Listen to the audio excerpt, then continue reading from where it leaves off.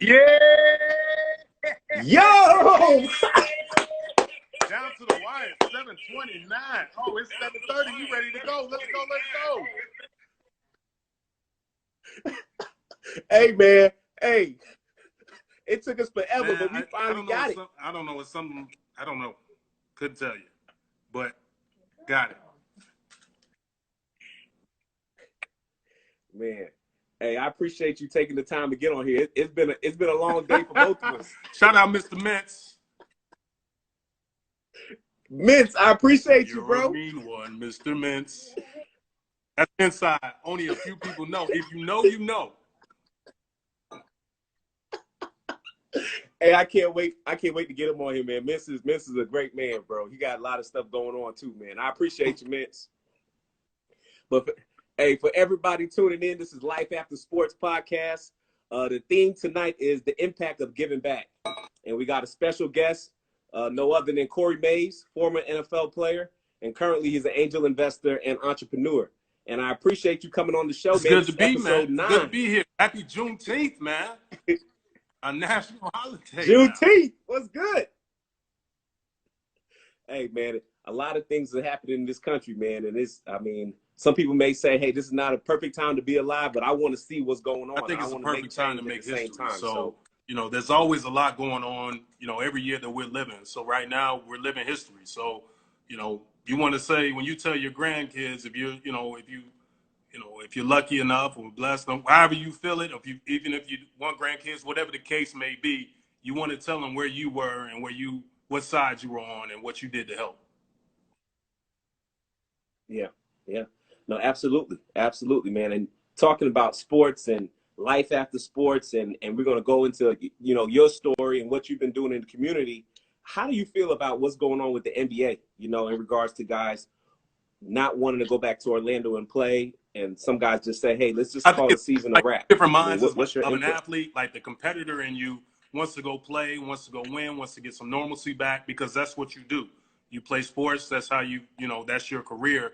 But the other athlete side of me is saying, like, is it worth it right now? Does it even mean the same? If I win the championship, is there an asterisk by it? And then the business mind of me is saying, there's people that want to get back to work. There's vendors, there's small business, there's restaurants, bars, nightclubs, all those places that want to generate revenue and want to pay employees and do all those things. So for me, is it doesn't make sense health-wise? We still don't know. I feel like we don't know much more than we knew in March. I feel like we're much more confused than we've ever been. So, it's kind of a very torn issue, Yeah, because then you got guys saying, hey, why should we put our bodies on the line? They coming out with this ring that they want NBA players to wear, but how good is that? I don't know huh? Like, how good is that technology? It's like, well, where was this technology before, and is this available to the masses? Because obviously not. I would like one. Oh man! Now talking about NFL a little bit, and because obviously basketball is still, they're trying to get it ready to ramp back up to finish off the season. But then the NFL, what do you think about this whole? Now, Roger Goodell went on there and talked about, now I see why people were kneeling, and didn't really give an apology to Colin Kaepernick. Just say, hey, this is what we're doing moving forward, and we support the cause. And you can see a lot of corporations are doing the same thing. I think it's just a moment in time in which there's nothing to deny. And you know what? There's been video before. There's been videos every year. So I don't know what's so different this time that has spoken to so many people, but brands are trying to jump on board and try to be a part of a movement. And I think they can really see that once the destruction starts, they start saying, well, they can make a choice to whether they support us or not. They can take their dollars away.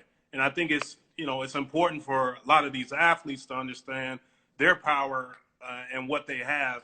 But it's, you only have a lot of power when you're collective, not when you're by yourself, so those are the things to understand. Correct. Is, like college teams, if you're collectively together, you don't go play that game, like this is going to change a lot of things. Now, I'm not inciting all that, but what I'm just saying is you know, marching is one thing, but now there has to be actions and demands from those things, and you got to follow up with it. You know, so I think Correct. it's a very powerful Correct. time, and I'm extremely proud of these young people for stepping up and making these tough choices and sacrifices right now. Yeah.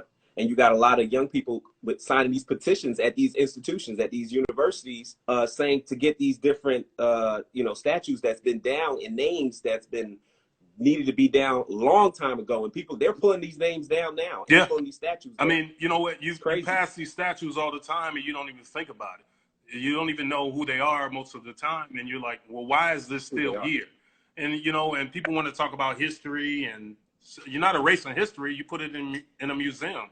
But, I mean, that's a lot of this part of telling the story the right way. In my you face. know, and I think that's all a part of it. Like some of the hatred, you have to erase it. You have to begin to get rid of these symbols. Yeah. What do you think about Colin? Do you think Colin's going to be back? I have no idea. I mean, it's, you know, if a team wants to sign him and he wants to play, kudos. But, you know, none of us know about what that settlement was about or what any legal implications. And I think that's the biggest thing right now. Correct. Is, you know, what was included in that, and, you know, in that agreement for him to not say anything and take that check. I mean, that's all important. But you know, does he want to play right now? I think that's an important thing to also figure out as well. You know. Yeah. Let's talk about you, man. Enough about the sports and everybody else. Let's talk about Corey Mays. So Corey, let's talk about Hey, somebody said Chi-Town's finest too. So let's talk about Corey Mays. Hey man, give us a little input about your childhood growing up. I'm from the south side of Chicago, where you have to learn to grow up quick and navigate, talk fast. But I mean, the great thing about it is you learn how to hustle and you learn how to navigate. You learn how to get around, and you develop your street smarts, which is necessary, and your common sense, which is necessary. You know, once you get to college, once you get out to the real world, or whatever your path may be, you know, you bring an extra little thing to the table that, you know, you're just not reading books, and you're just not book smarts. Like, you have to be able to read a room. You have to be able to see things before they happen, you know. So that's the most important thing, you know. But I love my city. There's a lot of good. There's a lot of bad. But I think it's the greatest city in the world. Absolutely. Absolutely. When did you get involved in sports?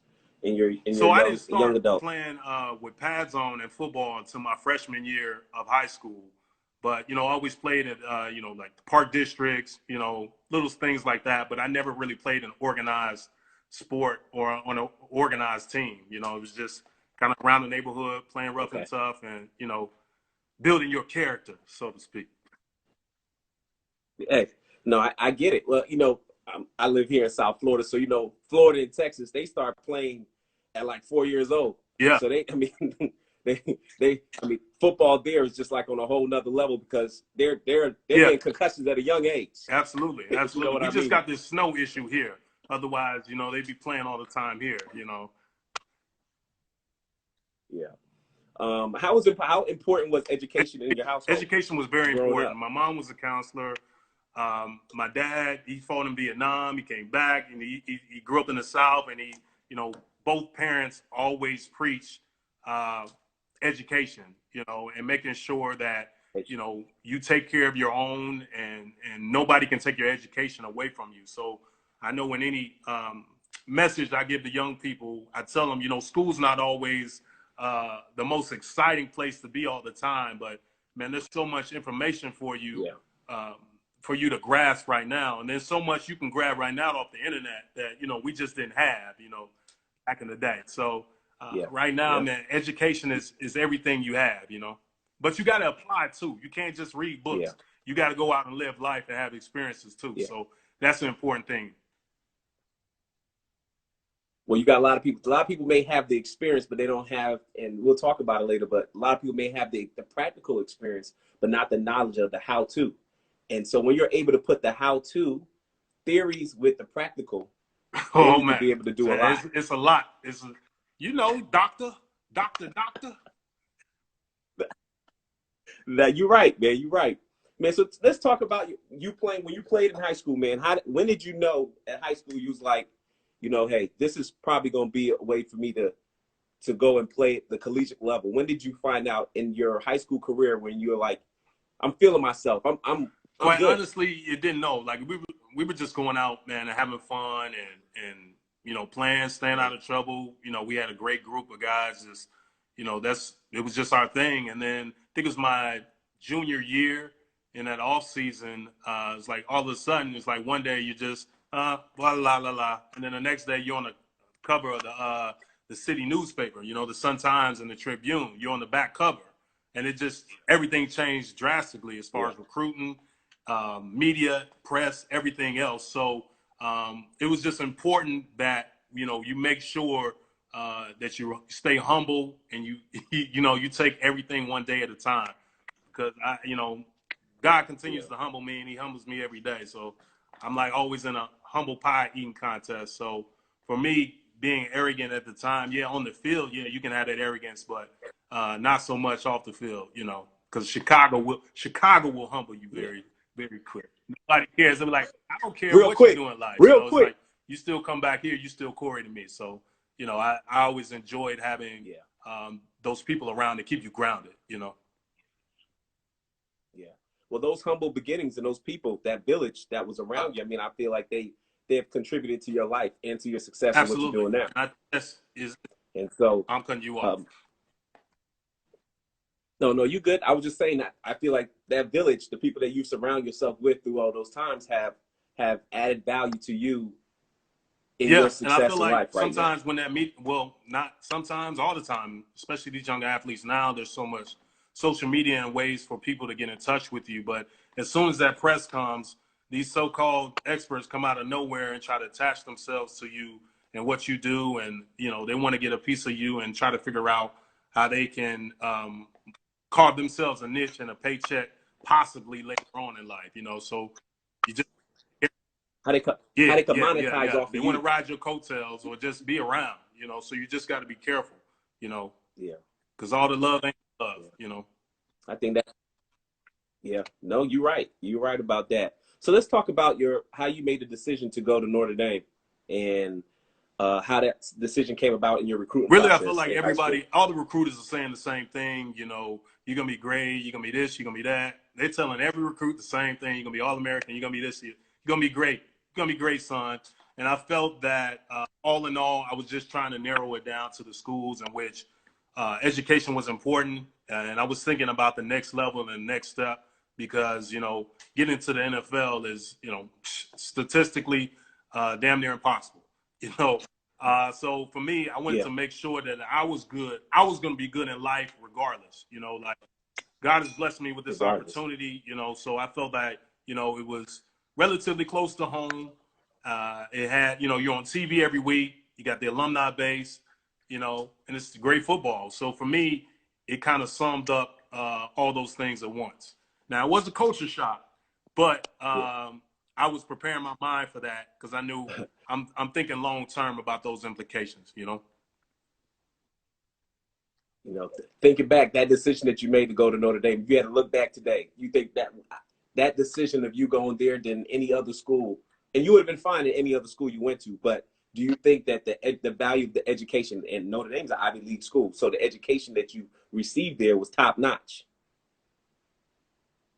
Well, I mean, the education is the education, but it's really about the people you meet. And I think that, you can meet anybody anywhere. It doesn't matter the school if you're grinding and hustling and knowing what you're looking for. But a lot of times, many of us are not groomed on how to network. Like, we know we're supposed to do it, but we don't know how to do it. You don't know what it's like, to be around somebody, and like you meet somebody and his dad says, I own NBC. Owns NBC. Like it's like, whoa, my dad owns the color blue, or, I own this part of the ocean. It's like, it's so much wealth and so much power around you, but you may not really understand how to really grasp that and come about it. And I think that's a lot of the universities are doing a great job of making sure the kids understand that long term and understand career and understand, the people that you go to school with, because you build relationships now man, there's something tremendous later on when you're able to pick up a phone and make some things happen. And make some things happen just because of relationships that you built when you were in high school or when you were in college. Absolutely. Yeah. So let's talk about and my conversation is going from pre-career, in career, post-career. So we're going to talk about in career, your time in the NFL. Let's talk about the draft, because you went undrafted. I did. I certainly did. I was an undrafted experience? free agent. It was probably around the 4th, 5th round, 6th round, 7th round. I started getting all these calls from different teams, and we don't know what we're going to do with this next pick. We don't know what to do with this next pick. So it's kind of like pins and needles, picking up like 2 phones, talking to people. But ultimately, I ended up making a decision to go to the Patriots, and it worked out, man. Me and Mintz held it down there. What was New England, the rookies, man. You said yeah, you and Mintz held it down New England. We both have some very funny stories, so I can't wait to see his live, man. We have some funny stories, man. Because we actually met in Hawaii in a Senior Bowl in Hawaii. So when I saw he got drafted there, and I was going there, man. I was excited because that's one funny dude. Hey, you heard what he said? He said, "Piece of shit, my boy took my spot." Hey, Vince, you funny, man. Vince is hilarious. So your time in the NFL, man, tell me what was the most valuable lesson that was a takeaway that you learned in the NFL? But one of the biggest ones is be the first one there and the last one to leave. Like, that's a part of being humble. Like, there's always something little that you can work on and always get better at, whether, and that's mentally, that's physically, that's spiritually, and that's emotionally, and understanding the business aspect of things and how they're run and how it's just black and white. And you have to take emotions out of things and that's what really helped me in transitioning into the business world from the NFL, because I knew in certain meetings I wanted to be a blitzing linebacker, but I knew I had to keep my emotions in check, because people will try to play you and talk down to you, even though you may be wildly more successful, smarter, accomplished, degreed up, all this stuff. It doesn't matter. I mean, people have their they project on you and whatever the case may be, or try to screw you over in business, and you got to keep your composure. So I think that's the biggest thing, learning that from the NFL, because people approach you, trash, fans just talk to you however, and it's like, I wouldn't come to your job and talk to you like that, so it's important to keep your composure and always keep even keel, Yeah. And while I've had these different conversations with every special guest that I've had on the show, they've pretty much said the same thing in regards to like the business aspect. Like, what was the one thing that after you finished playing your career, like or something that was just a wham in your face? It was like learning the business aspect, because you've been playing the sport for years and you're playing it because you love it, but now you're playing it for your coaches, playing it, but people are looking at it from a business standpoint. Okay, well, you got this amount of time. The average, what is it? What is the average time if you look playing in NFL? 2 to 2.5, something like that. If you 2.5, 3. And a lot of people don't get to the first day. So, I mean, it's, always felt blessed and grateful for that, But you really begin to see the business aspect in college. Like, once that recruiting honeymoon is over, you begin to see the real business. And I think it's important that a lot of college athletes see that. When you run out of that tunnel, especially at a big one school, and you start looking around, you need to look around and see how many businesses are going on around you while you're playing that game. If you look at your uniform, it's all type of businesses going on, because somebody had to make that uniform. Somebody had to ship that uniform. Somebody had to design that uniform. I mean, there's so many. Somebody had to negotiate the contract between for the apparel for the school. So, I mean, that's just the uniform that you have on, so it's beginning to understand that you are a business. And I think that's one of the easiest things for a lot of pro athletes, is understanding you are an entrepreneur. I know getting recruited out of high school in Chicago, out of public schools, we weren't the powerhouse, back then. And there wasn't a lot of attention at that particular time on the schools in the city. And so I remember working at the mall. I was working at the stock stand. I was making minimum wage, but I took that money And back then we had VCRs. So I had to dub the VHS tapes. And then, I would get packages and I would just mail it out to every college, mailing it out. I didn't know I was marketing myself back then. I just thought we're grinding and hustling to be seen, But that's what you was doing. So I think those are the things that just are the difference, when it all comes down to it. Yeah.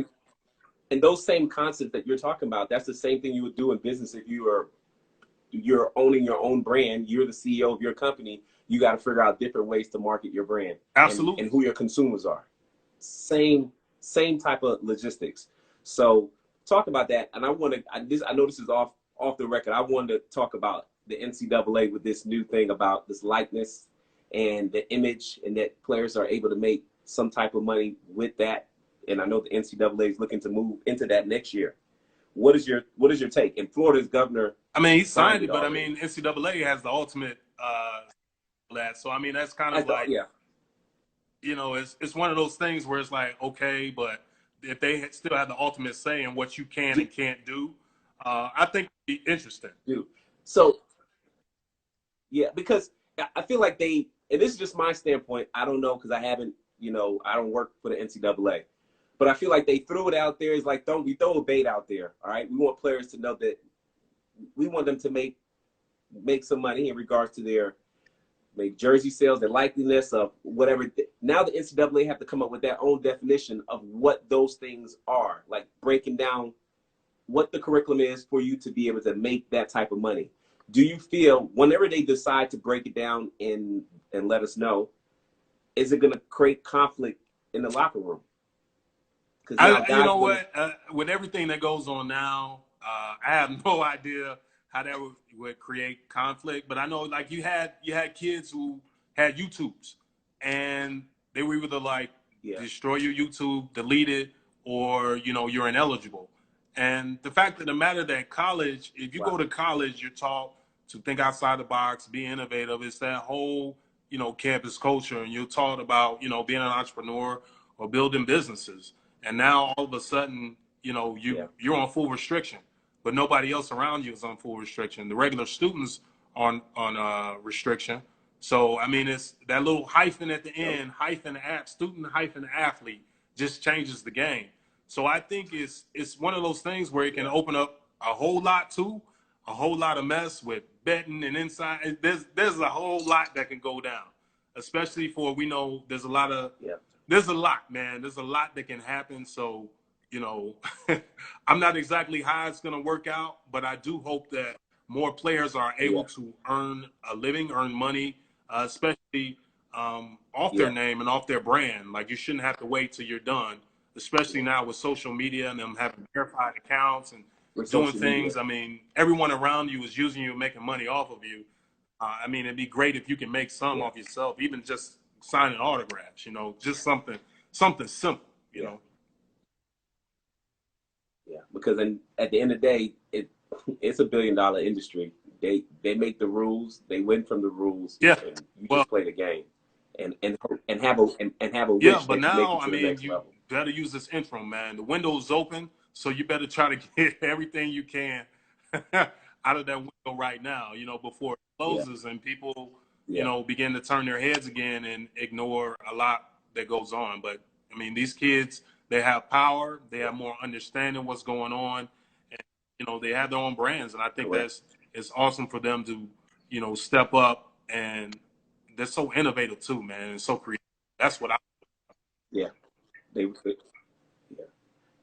Well, talking about that, let's talk about while you were playing in the NFL. Did you ever think in your mind, what is going to be my second phase or second career in life after sports? When did you start thinking about that? I was undrafted free agent. So, I always felt like, I always carried that chip of, I'm 1 foot in, I'm 1 foot out. So I'm always thinking about the next level. So in the off season, the NFL has had programs at Harvard and Wharton, these executive education programs. So I would go to those, and it really exposes you to, back to outside of football, career in the world of business. And it was really cool seeing your peers across the NFL in these programs, because there was a lot of guys that were still playing had businesses going, and it was really inspiring. And to me, it was just like, all right, you always got to be thinking about the next step, you know, because, you know, one play and it's over, either injury or, you know, coach is calling you and telling you to turn in your playbook. So for me, it was always about a next step and how do you leverage what you have now and make it. Yeah. So when were you while you were playing in the NFL, did you take, when you get your off season, were you going back to school at that time in your off season, or what were you doing in your off Yeah, those season while you were programs were playing? done in the off season. So definitely was no time during the season. Okay. So although I've heard Yeah. people do it and people do it now, but I don't know how they have the time to do it. But yeah, man, just taking advantage of things in the off season, because, you know, once that, like, you have windows, man, and once it closes, it's done. And trying to like we say, create relationships. You know, so, you know, there's a whole nother, like, if you were able to tap into Harvard or tap into Wharton or tap into Northwestern, you know, without having to actually go there, you know, spend thousands upon thousands of dollars to go there, you know, like, why not take advantage of the opportunity? No, you're right. You're right. So now I know that you are an angel investor. For those who don't know, who our viewers that are watching, explain to us what an angel investor is. So it's kind of like a mini venture capitalist. If you don't know what that is, so I invest in startup companies, help to build them out. Some companies just need like a smaller investments in equity, smaller loans versus like the 1 million, 2 million, 3 million, 4 million, you know, that the bigger startups get as they're scaling. So however amount of money it is under that. So investing that and helping to build them out. Yeah. Yeah. So when did you start your own company in regards to this whole enterprise, and did you have any mentors along the way as well? I officially started the company in 2013, but I was investing years before that while I was playing. And a couple of the companies, man, they made it through, you know, 2008, through the recession then. And when I saw that success in that, I was kind of like, maybe I could do this long term. So for me, and then doing those off-season executive education programs, that really helped too, as far as really putting me on game about a lot of things. But yeah, man, there was a lot of mentors along the way, and you know, a lot of having to learn on my own and making my mistakes and really pushing myself. But I really enjoy what I do, man. It's kind of one of those things that's kind of similar to sports, because every week is different. It's a different opponent, so to speak, with customers or competition or however it looks. So it always keeps you going no matter what. Yeah. So talk about your passion for entrepreneurship. I talked about it kind of briefly, like when like high school recruiting, like, you know, like you putting everything together and you finding the tapes and marketing yourself. For me, I feel like entrepreneurship is the next step. You know, I feel free in it, you know, and I like the thing about just grinding and getting up and making it happen, because there's nobody else to blame but me. You know, I know that I got to get up every day and get after it, because there is no parachute, basically, right? So if I don't do it, it's not going to get done, you know. And learning over the years, man, you can pay people, but, you know, it doesn't matter how good you pay them. If they're not right for the job, they won't get it done. So it's you know. You know, it's a grind, man, and it's sometimes it's sleepless nights and things you can't, like, you're supposed to be somewhere and you're not even present, whether you're around family or friends. So that's the downside of it, but the upside of it is pouring into people, is seeing people get jobs, is seeing people build their business out, and it's seeing economic empowerment. And I think that's what it should be about. I feel like God's granted me a lot of things in this life, and I feel like if that's one thing that I can help to do and give back and be community oriented and help businesses along the way, then that's what I'm going to do. And I feel like, you know, that passion is burning, and it's great to get wins. And I think that's what it's about too. You know, it's just about, you know, that transition and retiring from professional sports is hard. Mentally, it's hard. So to me, it's about just getting wins. Yeah. And you're right. It is hard. A lot of players, they suffer with depression. They suffer with PTSD. They suffer with a lot that people don't know, and they're not going to come out and publicly say, hey, yeah, don't talk to me, I'm going through stuff. We don't do that. We suppress it, and we try to go through it and maneuver our own on our own, on our own according. But sometimes we need help. And I know that this theme we're talking about is the impact of giving back. And even through you being an investor, an angel investor, and your entrepreneurship, just in general, let's talk about your philanthropic things that you've been doing in Chicago, like how you've given back in those organizations that you Okay. also are Yeah, part I'm of in Chicago. president of the NFL Alumni Chicago Chapter.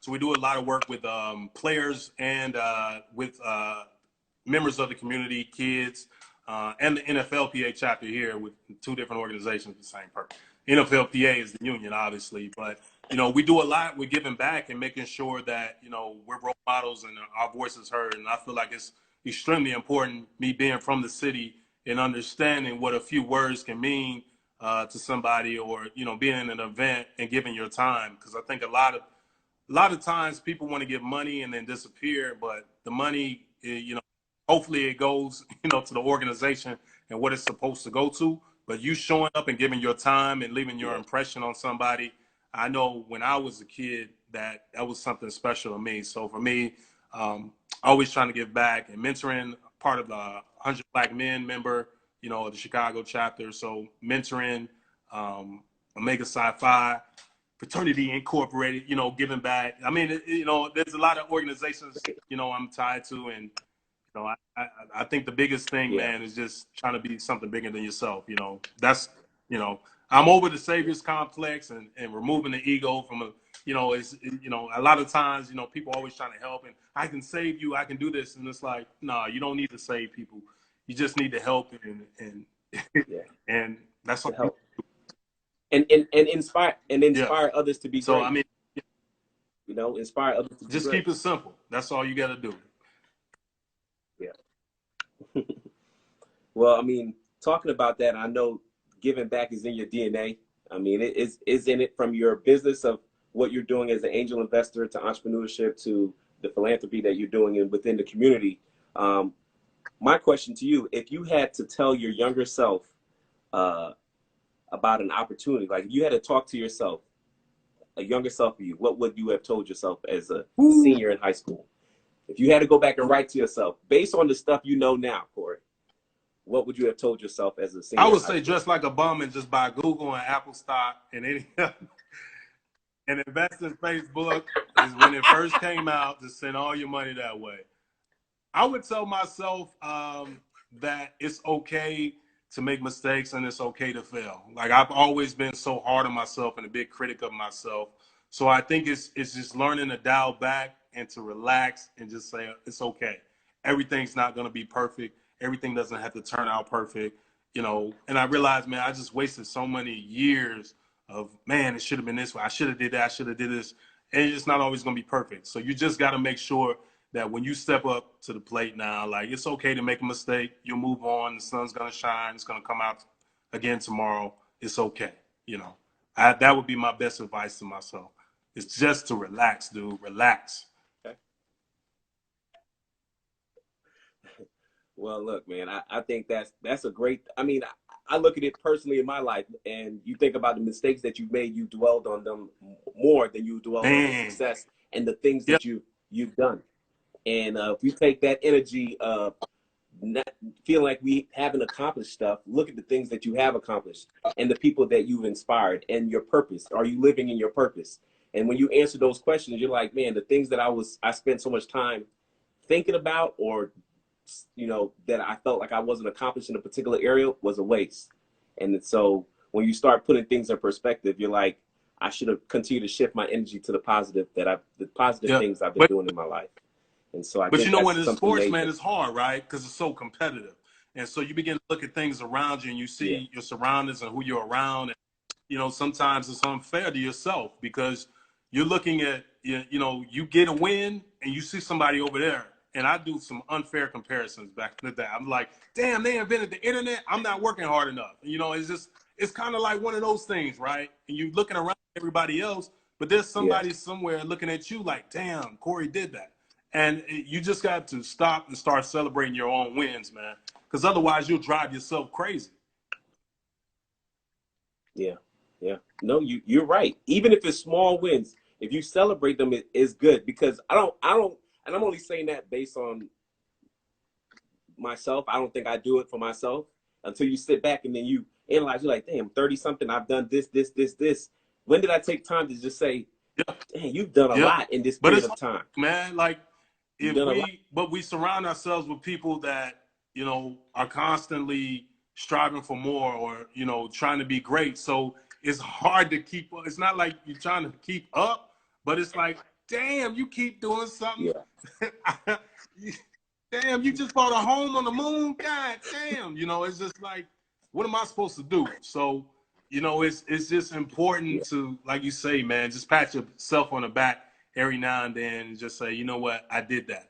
But I think it's also important too. What I do is I journal, so you can look back and see did you accomplish this goal, and like, okay, I did that. Because sometimes we forget how difficult things were and how hard they were to get to that point. Like you block it out.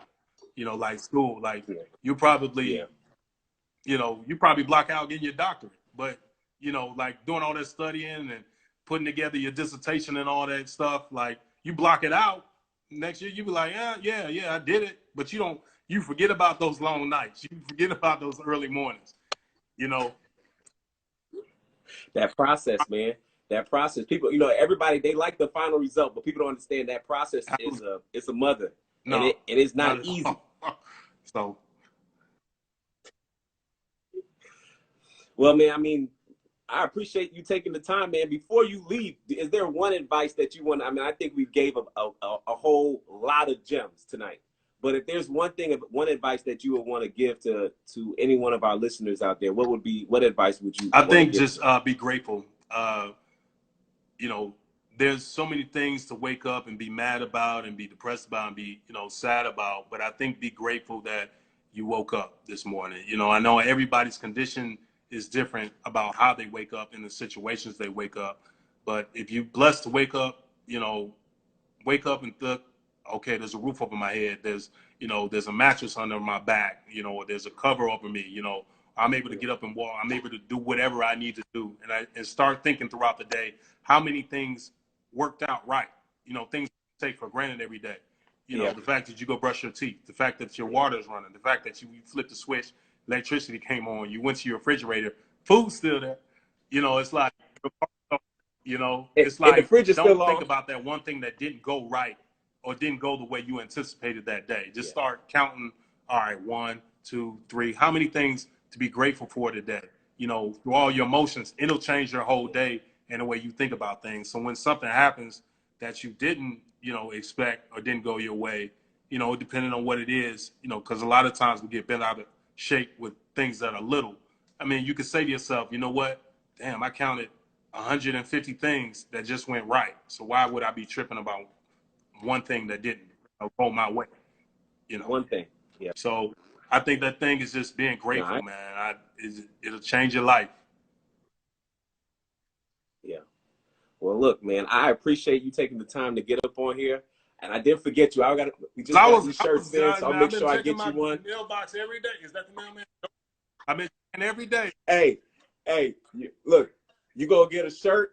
All right, these shirts are coming soon. And also, I just got a new sponsor. Remy Martin is sponsoring, so you'll have a bottle in the Woo! mail as well. So, Shout out to Dr. Kevin Johnson. hey,